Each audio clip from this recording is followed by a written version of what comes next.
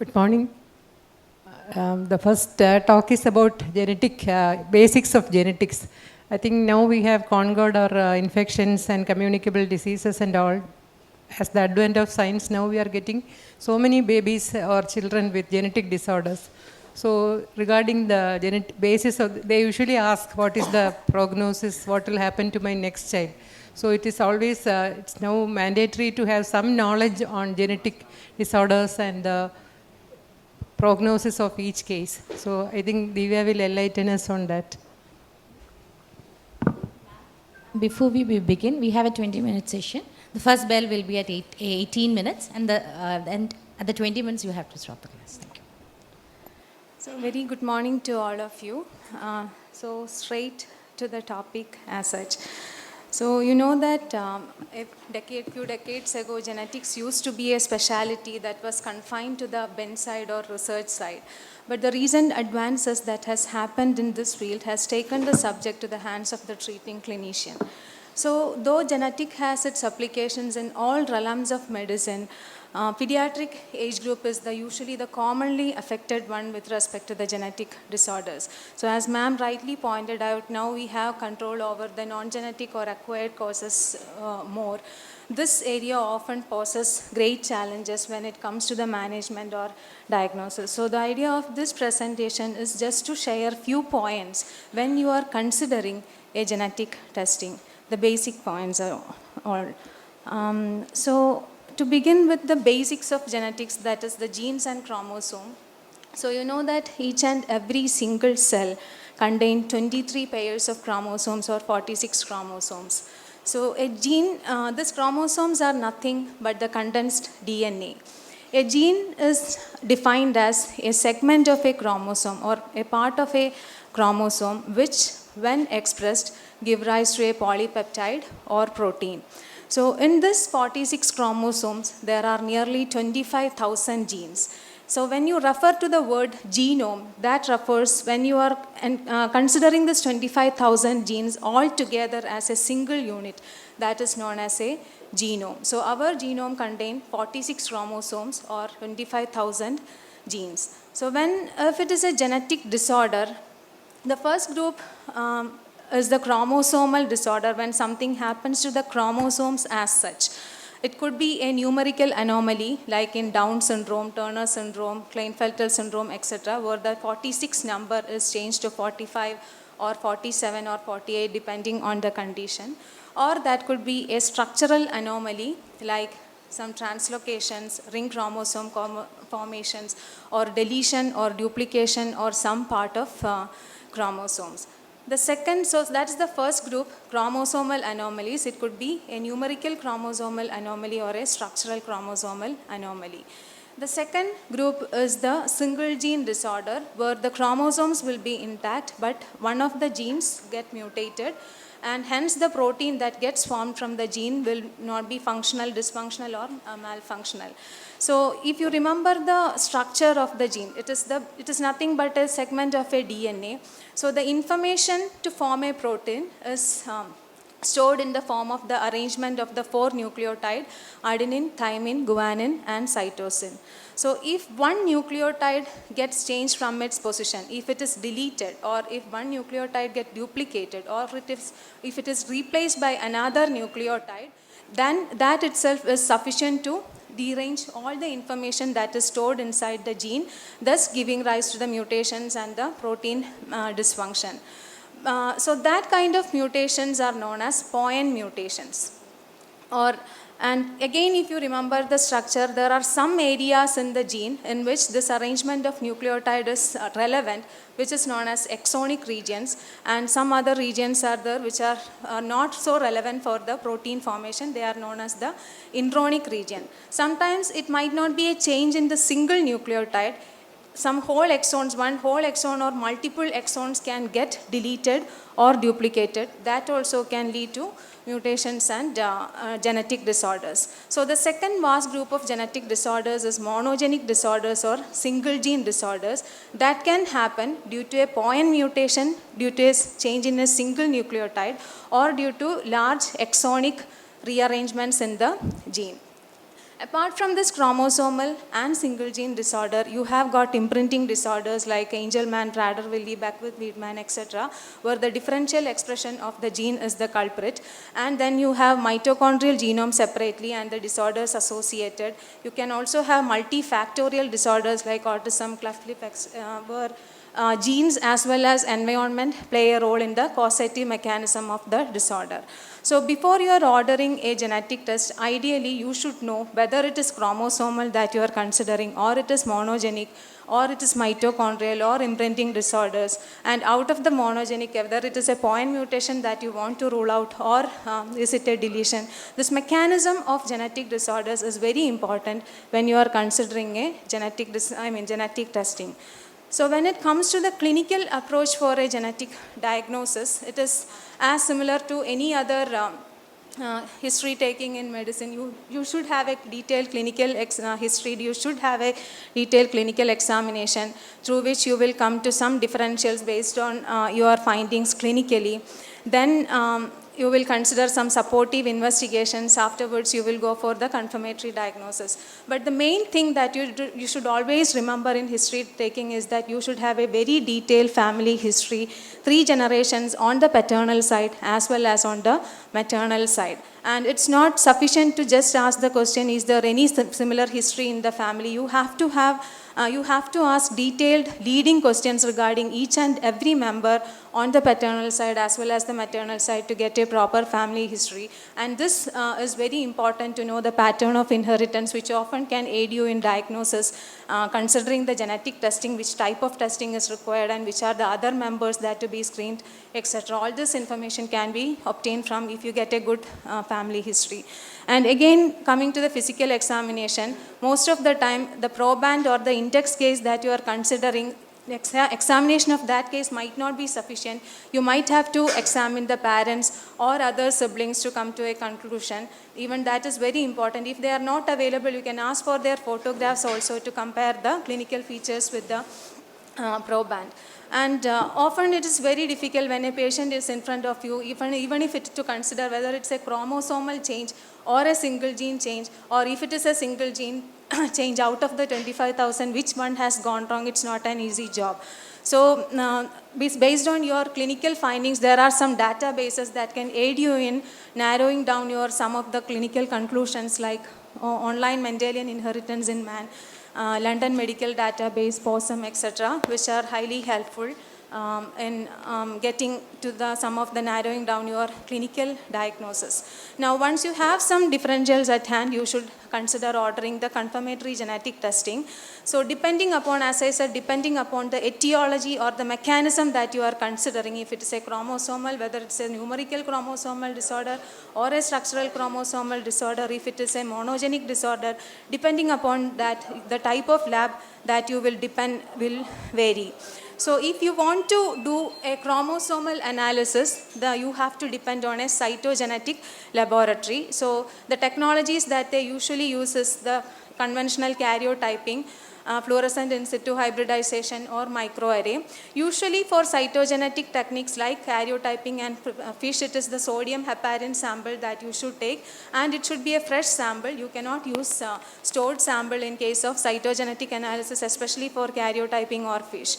If you are considering a monogenic disorder and you want to go for a single gene analysis, you can consider technologies like PCR, restriction fragment length polymorphism, MLPA sequencing, or Sanger sequencing, etc. This will be done usually by the molecular genetic laboratories.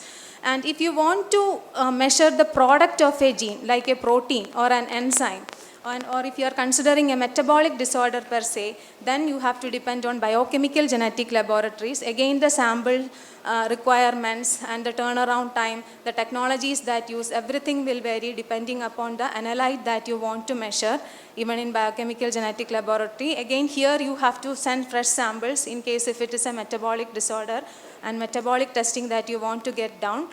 And nowadays, we have this genomic labs which uses the technology called next generation sequencing. So next generation sequencing is a very useful technique when you want to analyze multiple genes simultaneously.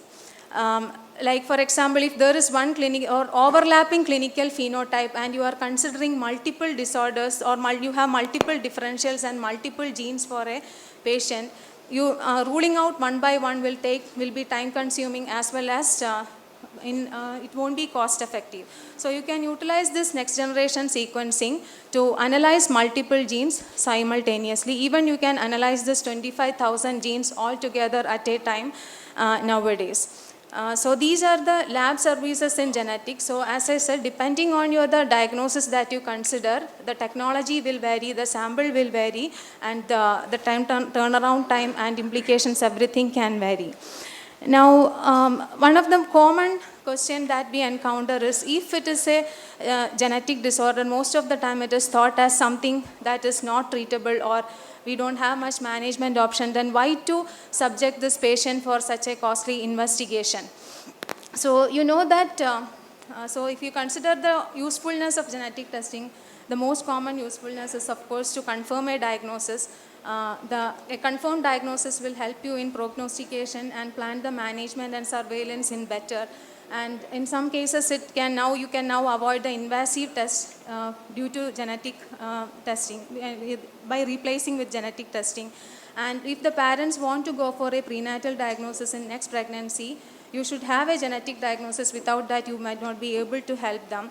And also, when you have the proband the disorder identified in the proband, often it will be running in the family. So there will be other family members who could be affected with the similar disorder. There will be many members who will be at risk. So you can identify those members also. Even pre-symptomatic testing can be done, and the surveillance for even the other extended family members also can be planned based on the genetic diagnosis. So the main usefulness, as I told, it is the confirmatory role of a genetic testing. So if you are confirming a diagnosis at the level of at the genetic or single gene or chromosomal level, there is nothing beyond to diagnose or exclude or rule out the disorder. That is the gold standard. You don't have to go for it. It gives you an unambiguous answer whether the disease is there or not. And even in simple disorders like Down syndrome, confirming that with the conventional karyotypes has its own role. Even the clinical phenotype of Down syndrome, layman can identify most of the time the characteristic features of Down syndrome.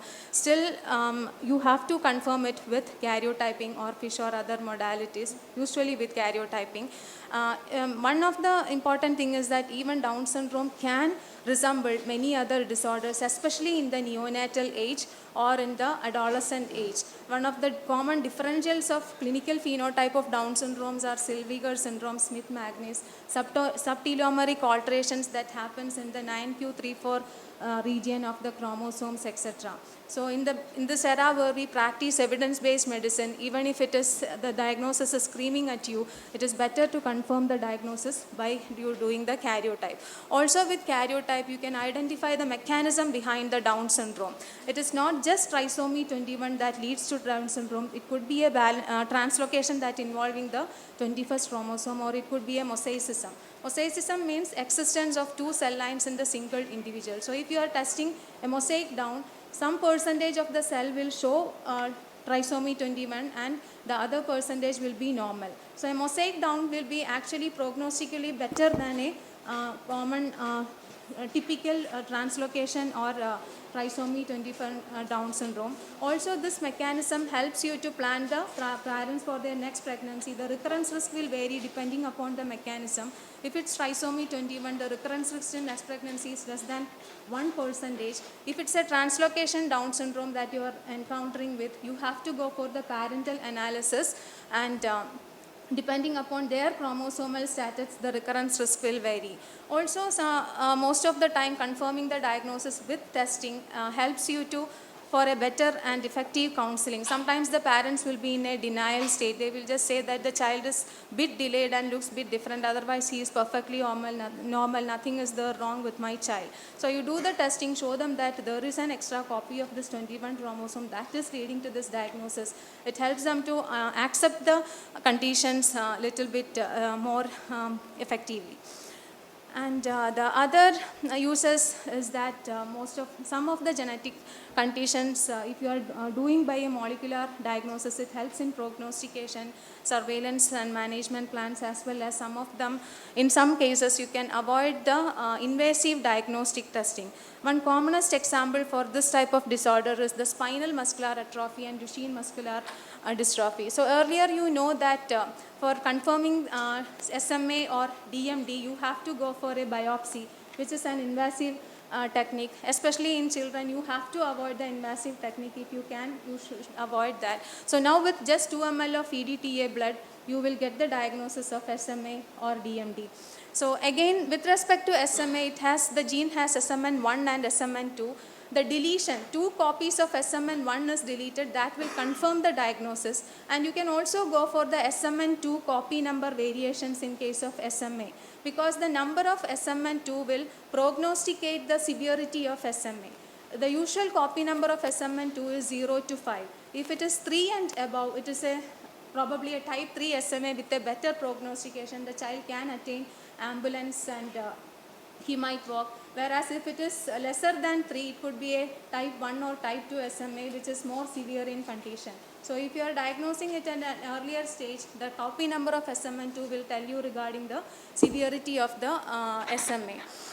And another area where actually some of the genetic confirmation will aid you in better management and treatment is early infantile epileptic encephalopathies. When there is an infant where the child is, when the seizure is refractory to treatment, and all your other workup for acquired causes or infectious causes or even metabolic causes are negative, one of the differential that you have to consider is this early infantile genetic epilepsies or monogenic epilepsies. So there are nearly some 60 genes associated with this monogenic epilepsies, and often you cannot come to clinically, you cannot come to a conclusion what type of gene it is. But diagnosing with molecular diagnosis can actually help you to plan out the management also to an extent here. For example, if it is an SCN1A epilepsy, you should avoid phenytoin and lamotrigine, whereas in SCN2A or SCN8A